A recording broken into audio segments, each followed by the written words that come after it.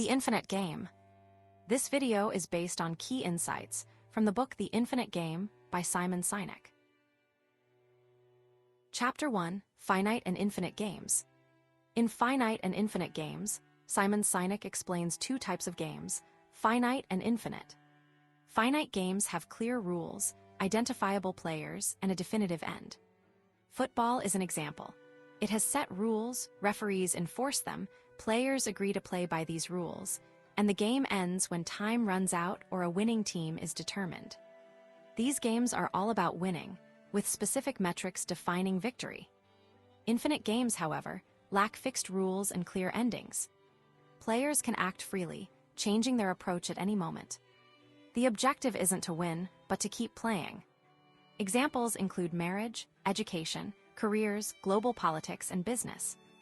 In these games, there's no finish line or winners, just continuous play. Sinek argues that our world is full of infinite games, yet many leaders act as if they're in finite ones. They obsess over beating the competition, being number one, and making claims like world's favorite, without considering broader contexts or long-term impacts. This finite mindset can lead to problems like a decline in trust, cooperation, and innovation. Business fits the infinite game model perfectly. Companies have varying strategies, no fixed rules beyond laws, unknown players who can join anytime, and no predetermined end. Despite this, many business leaders still aim for short-term wins, like being top-ranked or having the best product. This approach ignores the true nature of business as an ongoing endeavor that needs to last through generations. Players in infinite games should focus on keeping the game going rather than winning. For businesses, this means creating strong, healthy organizations capable of enduring for generations, which often leads to short-term success too. Sinek contrasts finite and infinite mindsets. Finite-minded leaders aim to end the game by defeating others, focusing on personal gain. They set rigid strategies to meet arbitrary metrics, often disregarding broader impacts. Infinite-minded leaders, however, seek to sustain the game indefinitely. They inspire contributions beyond their tenure and prioritize the organization's, employees, customers, and communities' well-being over personal glory or short-term gains.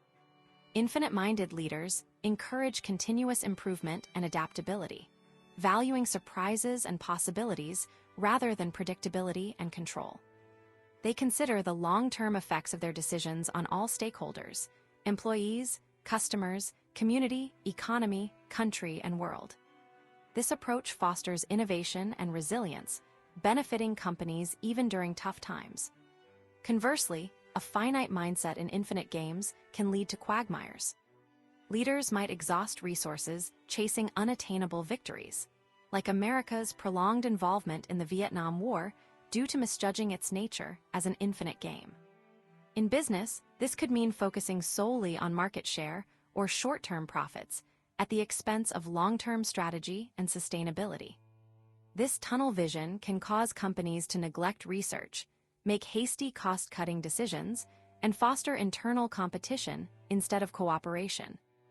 Ultimately, Sinek asserts that leaders must decide whether to join a game, finite or infinite, and then choose their mindset within it, whether finite, aiming for immediate wins, or infinite, focusing on sustaining the game long-term. Adopting an infinite mindset requires consistent effort in 5 key areas: advancing a just cause, building trusting teams, studying worthy rivals, preparing for existential flexibility, and demonstrating leadership courage. This infinite approach, though challenging, promises daily inspiration, job security, and a sense of life fulfillment for leaders while ensuring the organization's longevity and strength. It invites others to join, trust, and contribute, creating a ripple effect of positive change. Chapter 2: Just Cause. Simon Sinek's Chapter 2 delves into the concept of a just cause, using the story of Nikolai Vavilov to illustrate its significance. Vavilov, a botanist, dedicated his life to ending hunger and preventing ecological disasters by collecting diverse crop seeds and studying plant genetics. His work culminated in a seed bank in Leningrad, which became crucial during the city's siege by Nazi forces during World War II. Despite facing starvation himself, Vavilov's team safeguarded the collection out of devotion to their cause. A just cause is a compelling vision of an unbuilt future that inspires people to make sacrifices for it. Unlike a WHY, which is rooted in personal values and beliefs, a just cause looks forward to an ideal state.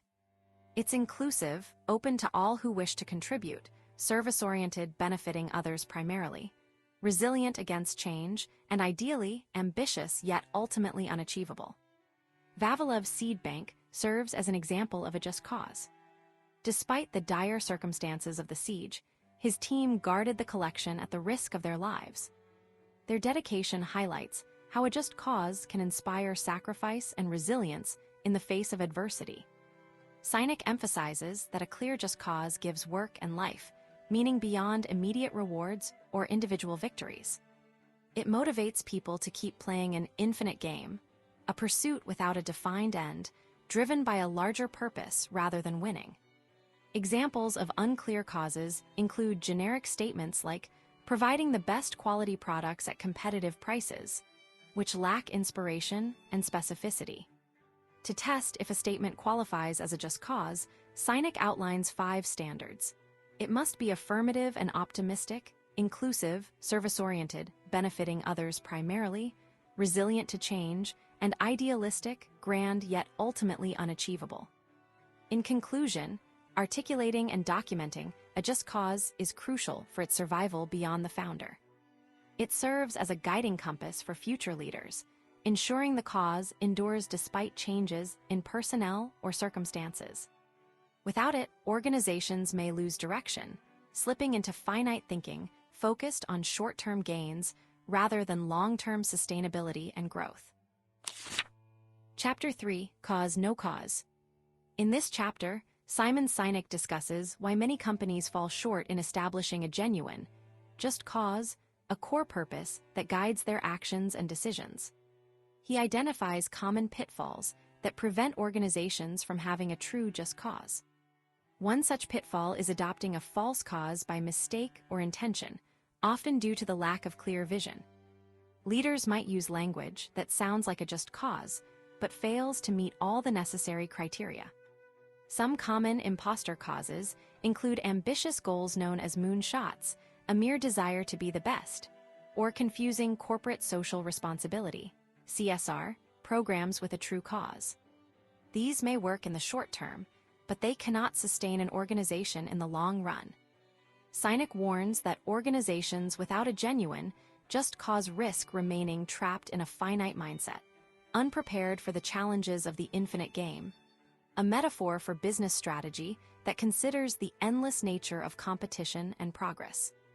Recognizing these false causes helps leaders ensure they have a true just cause or adjust their vision if needed. A true just cause should be deeply personal to those who express it and hear it, stirring passion to help advance it. When a just cause is used merely as a branding tool or to drive short-term goals like purchases or support, its impact is fleeting. Employees and customers will quickly see through hollow words if the cause isn't authentically believed in by the company's leaders.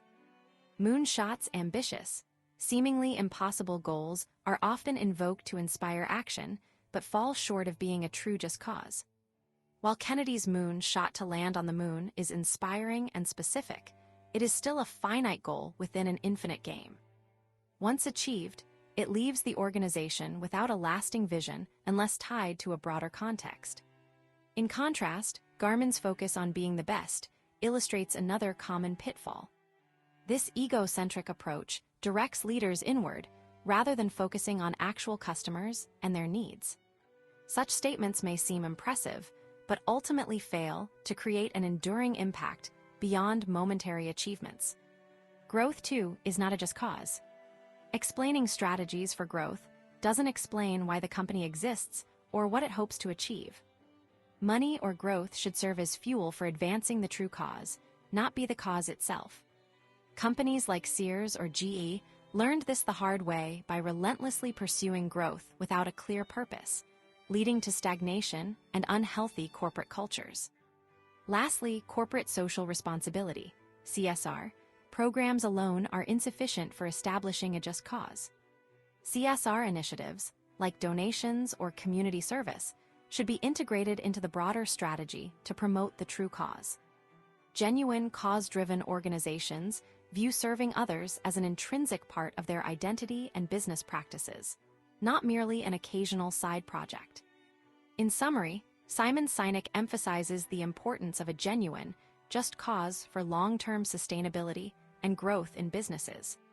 He warns against common pitfalls like adopting false causes, focusing solely on moonshots or being the best, using growth as a cause, and relying exclusively on CSR programs. A true just cause should inspire passion, guide decision-making, and be deeply interwoven with an organization's purpose and culture to ensure long-term success in the infinite game of business. Chapter 4, Keeper of the Cause. In Simon Sinek's Chapter 4, titled Keeper of the Cause, the narrative focuses on Walmart and the shift from a long-term, customer-centric vision to a short-term, profit-driven approach.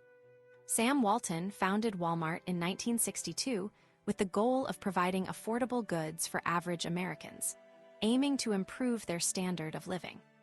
His vision, known as the Just Cause, was central to all decisions made during the company's early years, from store locations to size. This focus on people led to Walmart's rapid growth and success. However, over time, the company started prioritizing profit and market dominance above its original mission.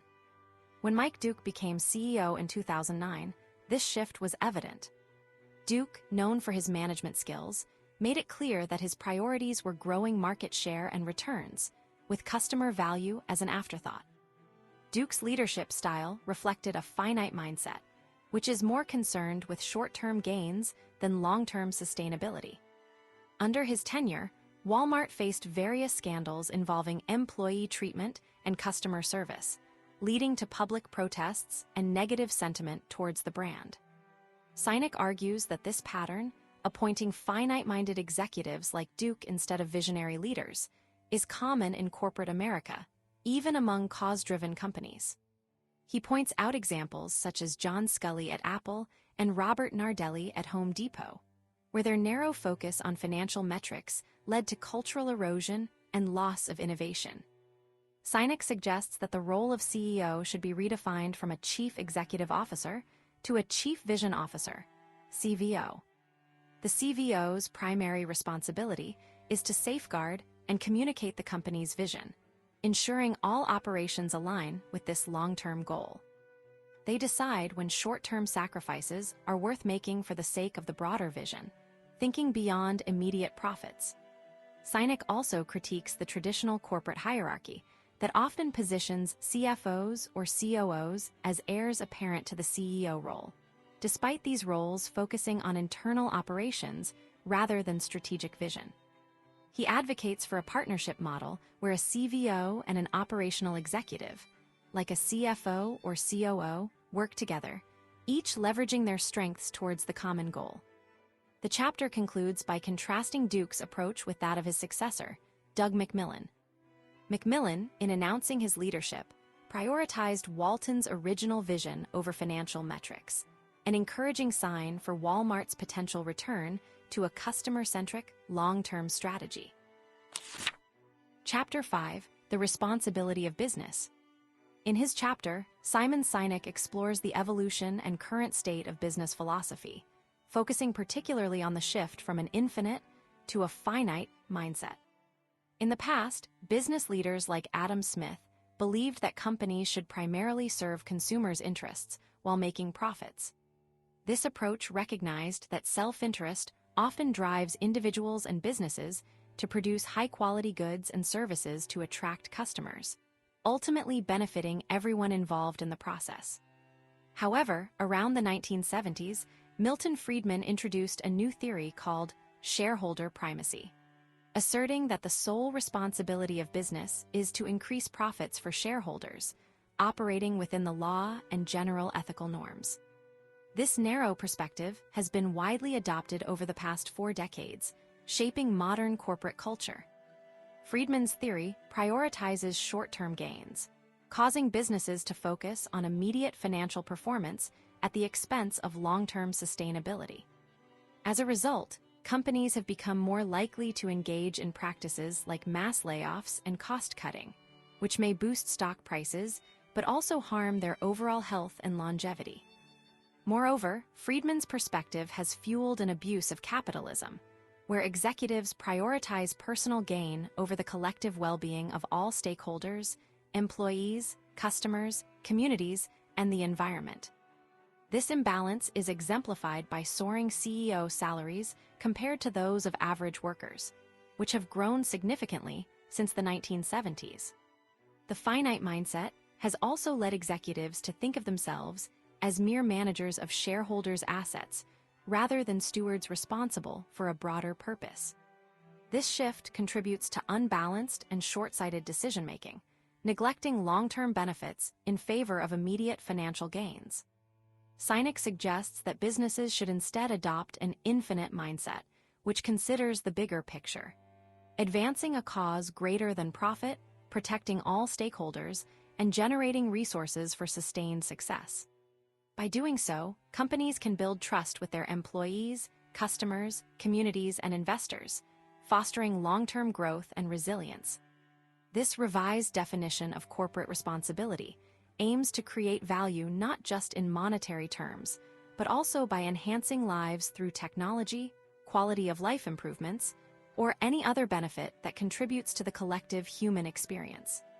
By embracing this broader vision, businesses can foster a sense of purpose among employees and customers, promote ethical decision-making, and drive sustainable growth, ultimately leading to better outcomes for all stakeholders involved. Chapter 6: Will and Resources.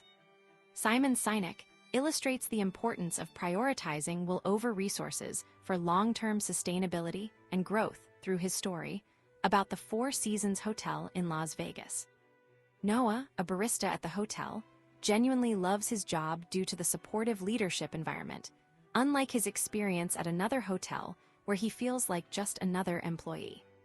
Sinek explains that every leader asks how they can get the most out of their people, but this question focuses on extracting performance rather than fostering growth. A better approach is to ask, how do I create an environment where my employees can perform at their best? Leaders who prioritize resources, like those with a finite mindset, tend to focus on immediate results and often resort to cost-cutting measures like layoffs during tough times. This approach sacrifices employee well-being for quick financial gains, but may lead to long-term cultural damage. In contrast, infinite-minded leaders prioritize their people over profit. They understand that investing in employees builds a strong culture where discretionary effort, problem-solving, and teamwork thrive, qualities vital for surviving and growing. Sinek emphasizes that will, the emotional connection employees have to their work, is just as crucial as resources, which are tangible and measurable, like money. He cites Apple CEO Angela Arendt's experience. Despite initial concerns about the cost of better employee benefits, Apple found that these perks actually saved money through reduced turnover and higher productivity. Strong will results from viewing employees as human beings with ambitions and fears, rather than just resources. The Container Store exemplifies this, implementing a salary freeze during the 2008 recession. Employees willingly downgraded their business travel, forwent expense reports, and even sought ways to save the company money from vendors. This response came not from obligation, but from genuine devotion, showcasing how powerful will can be when nurtured over time. In conclusion, Sinek argues that while resources are essential, prioritizing will, fostering a supportive culture and treating employees as humans is key to long-term sustainability and growth. It's an investment in creating zealots rather than just mercenaries, ensuring resilience even during hard times. Chapter 7: Trusting Teams. In Chapter 7 of Simon Sinek's work, the narrative centers around the importance of building trusting teams for long-term sustainability and growth, rather than focusing solely on short-term gains. Rick Fox, a seasoned professional chosen to lead the construction of Shell's massive URSA offshore drilling platform, was initially resistant to the idea of his crew expressing feelings and building trust. However, influenced by personal circumstances and the advice of leadership consultant Claire Newer, Fox decided to give it a try. Newer's workshops encouraged crew members to open up about their lives and fears, revealing their human side beyond their tough exteriors. This led to a deeper understanding among team members of each other's vulnerabilities and insecurities. Fox realized that trust, not just technical skills, was crucial for his team's success and safety. Under Newer's guidance, Fox built a team where members felt psychologically safe to express themselves. This shift had profound effects. The URSA crew became more cohesive, openly discussing concerns that improved their performance and safety records significantly. Sinek emphasizes the difference between teams that merely work together and those that trust each other. On trusting teams, individuals feel safe to admit mistakes, ask for help, and be vulnerable without fear of retribution or humiliation. This vulnerability fosters psychological safety, leading to better communication, collaboration, and problem-solving.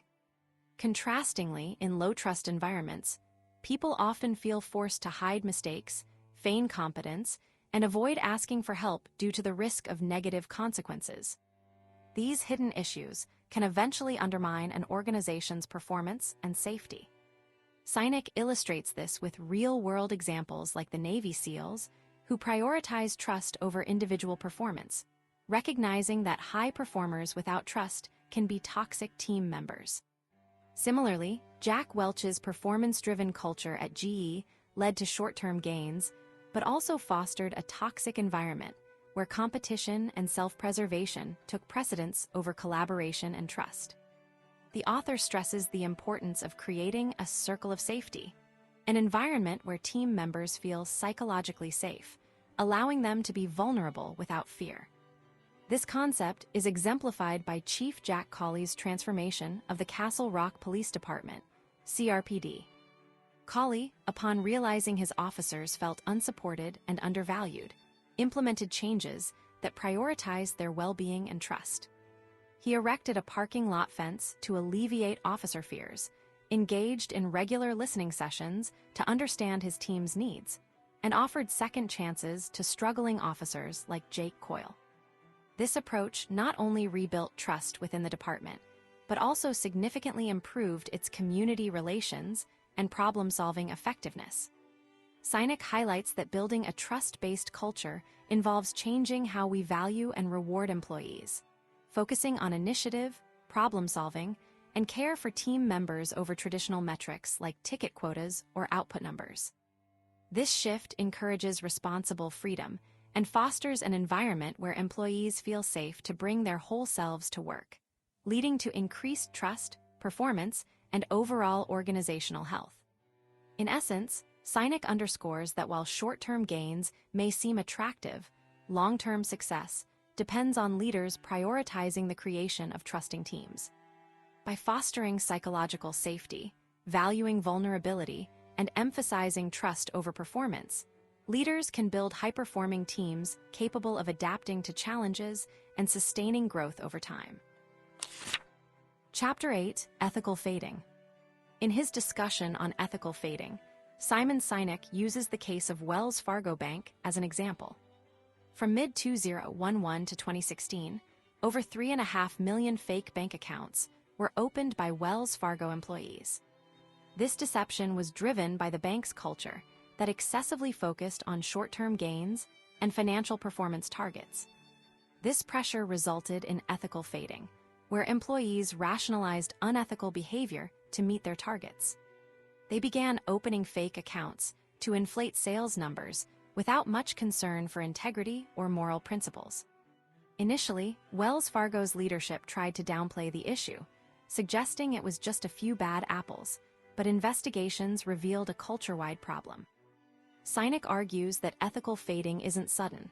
Rather, it's an infection that festers over time, stemming from minor transgressions left unchecked. In Wells Fargo's case, the high-pressure sales environment was a breeding ground for such erosion of ethics. Employees who missed targets were berated, and felt compelled to manipulate numbers to keep their jobs or receive bonuses. The situation worsened as leadership, including CEO John Stumpf, didn't address internal reviews highlighting the toxic conditions and incentives for unethical practices. Sinek also highlights Mylan, another company where ethical fading led to inflating EpiPen prices, showing a lack of concern for consumers or societal implications. Sinek explains that self-deception plays a significant role in ethical fading. Individuals and organizations use euphemisms or distance themselves from consequences to justify their actions. At Mylan, CEO Heather Bresch didn't see her company's behavior as unethical, even when questioned. Similarly, Wells Fargo employees rationalized opening fake accounts by saying it was just following instructions or industry standards. Ethical fading is exacerbated by a finite mindset, where leaders prioritize short-term results over long-term sustainability and ethics, setting up a culture that rewards unethical behavior to achieve numbers. To combat this, Sinek advocates for an infinite mindset. Leaders should focus on a just cause, a mission bigger than profits, and foster trusting teams. This approach encourages employees to make decisions that benefit the long-term success of their organization while maintaining ethical standards naturally. Patagonia is cited as an example of such an infinite-minded company. Despite being a for-profit entity, it prioritizes sustainability and environmental responsibility over short-term gains. By acknowledging its impact on the environment and working to minimize it, Patagonia has built trust with customers and employees alike, leading to increased loyalty and profitability. In contrast, finite-minded companies focused solely on short-term profits risk ethical lapses as they prioritize quick wins over sustainable practices, creating a culture ripe for ethical fading. Sinek emphasizes that ethical strength is not just about avoiding scandal. It's an integral part of long-term business success and resilience. Chapter 9, Worthy Rival. In this chapter, Simon Sinek delves into the concept of focusing on long-term sustainability and growth instead of short-term gains, using the metaphor of worthy rivals. A worthy rival is a player in the same game or industry who excels at aspects where one might struggle. They serve as a benchmark for improvement rather than direct competition. Unlike traditional competitors, worthy rivals help identify weaknesses and inspire constant development, which is crucial for staying relevant in an infinite game. Sinek illustrates this concept through several examples. 1. In the automotive industry, Alan Mulally, the CEO of Ford, recognized Toyota as a worthy rival. By driving their cars and acknowledging Toyota's superior quality, he motivated Ford to enhance its own products, ultimately saving the company from bankruptcy during the 2008 financial crisis. 2. During the early days of personal computing, Apple saw IBM as a worthy rival rather than a direct competitor. Instead of focusing on outdoing IBM's features or benefits, Apple emphasized its unique vision of empowering individuals through creativity and simplicity, which set it apart from IBM's corporate-focused approach. This ideological contrast helped Apple define its cause more clearly and rally its followers. 3. In the tech industry, Sinek suggests that Google and Facebook could be Apple's current worthy rivals. Unlike Apple, these companies prioritize data collection for targeted advertising over user privacy, challenging Apple to uphold individual privacy rights. This ideological contrast has allowed Apple to remain true to its foundational principles amidst changing times. Sinek warns against cause blindness, a state where individuals or organizations fail to recognize the strengths of their rivals and only see weaknesses or moral differences. This mindset can hinder improvement, innovation, and the ability to adapt to new challenges. He also cautions against mistaking the loss of a worthy rival for winning the game entirely. The fall of the Soviet Union did not signal an American victory during the Cold War. It merely marked the end of one phase in the ongoing competition among global powers. Without identifying new rivals, a nation or organization risks becoming arrogant and stagnant, unable to adapt to emerging threats or opportunities. In summary, Sinek emphasizes the importance of recognizing worthy rivals in both business and broader societal contexts. By viewing these rivals as sources of inspiration rather than immediate threats, individuals and organizations can foster continuous growth, improve their offerings, and maintain relevance in an ever-evolving, infinite game. Chapter 10: Existential Flexibility. Simon Sinek tells a compelling story about Walt Disney's existential flex, highlighting the importance of long-term sustainability and growth over immediate gains. Walt Disney was known for his relentless pursuit of innovation and his commitment to advancing his just cause. This just cause was rooted in his childhood experiences of joy and escape from everyday hardships. His early work in animation, including the first feature-length animated film, Snow White and the Seven Dwarfs, showcased this drive. However, as Disney's company grew, it faced challenges such as a stratified corporate culture, union struggles, and pressure for cost-conscious live-action movies. These changes threatened to restrict Disney's ability to advance his just cause. Despite the success of Snow White, Disney felt stifled by these factors. In 1952, he made an existential flex. He liquidated assets, borrowed against his life insurance policy, and formed a new company, Walt Disney Enterprises, to build Disneyland, a place where people could escape reality, much like the idyllic childhood he remembered in Marceline, Missouri. Disney's existential flex wasn't driven by financial gain or immediate success, but by his desire to continue advancing his just cause. He saw Disneyland as a more effective means of offering joy and escape than movies alone. Unlike a movie that ends, Disneyland could keep evolving and growing. Sinek contrasts this infinite-minded approach with the finite-minded view often seen in corporate worlds. Finite-minded players fear change or disruption, preferring to protect current business models even if it hinders their cause. Infinite-minded leaders, like Disney, embrace uncertainty for the sake of advancing their vision, even risking the apparent certainty of ongoing profitability. The existential flex isn't about opportunistic changes, but strategic shifts driven by a clear, future-oriented cause. It's not reactive, but proactive, ensuring that an organization remains true to its purpose, no matter how much it grows or faces challenges. This flexibility keeps a company dynamic and relevant, avoiding stagnation and potential decline. Sinek underscores the importance of this infinite-minded vision in leadership, especially when companies enjoy success. It's easy to rest on laurels, but true leaders look ahead, always scanning for opportunities or technologies that can advance their cause. This foresight, combined with a strong culture, trusting teams, prepares an organization to make necessary existential flexes when the time comes. He uses Eastman Kodak as a cautionary tale, showing what can happen when leaders lose sight of their just cause and instead cling to short-term financial gains or established business models. Once an industry pioneer, Kodak's refusal to adapt to digital photography led to its decline and eventual bankruptcy, despite holding key patents in the field. In conclusion, Sinek emphasizes that successful leaders prioritize long-term sustainability and growth by maintaining an infinite mindset, always looking beyond immediate gains towards the bigger picture of their just cause. This approach enables strategic existential flexes when needed, ensuring the company continues to thrive and make a lasting impact. Chapter 11: The Courage to Lead. Simon Sinek's chapter, The Courage to Lead, explores how leaders can prioritize long-term sustainability and growth over immediate gains. CVS Caremark serves as a prime example of this principle.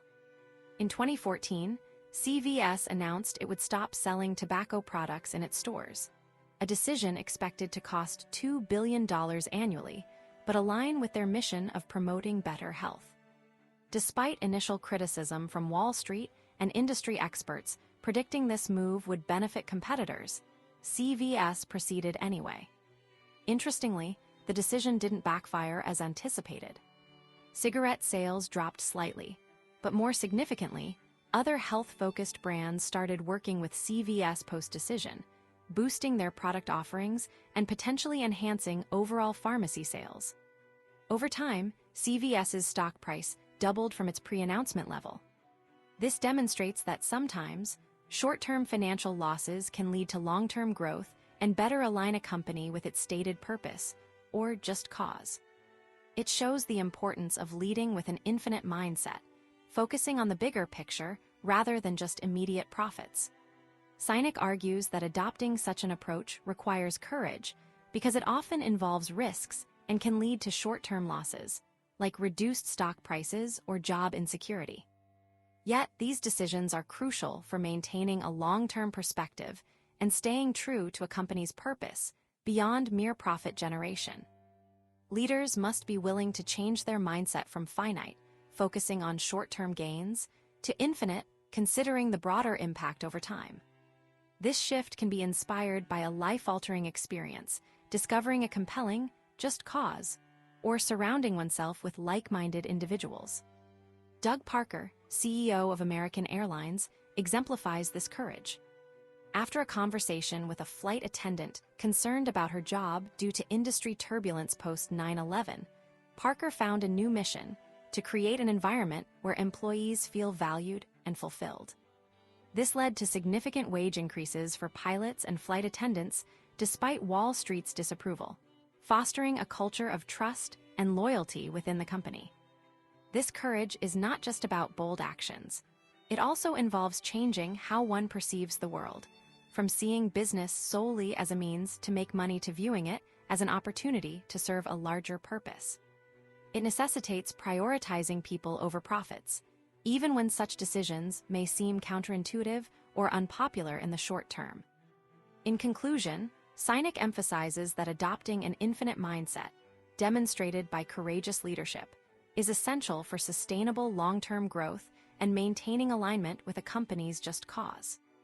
This approach acknowledges the challenges, but underscores the potential benefits of prioritizing the greater good over immediate financial gains. And that brings us to the end of our summary of this book. I hope you found it insightful and valuable. If you enjoyed this video, hit like and subscribe for more. Your support helps us bring you more great content. Thanks for watching.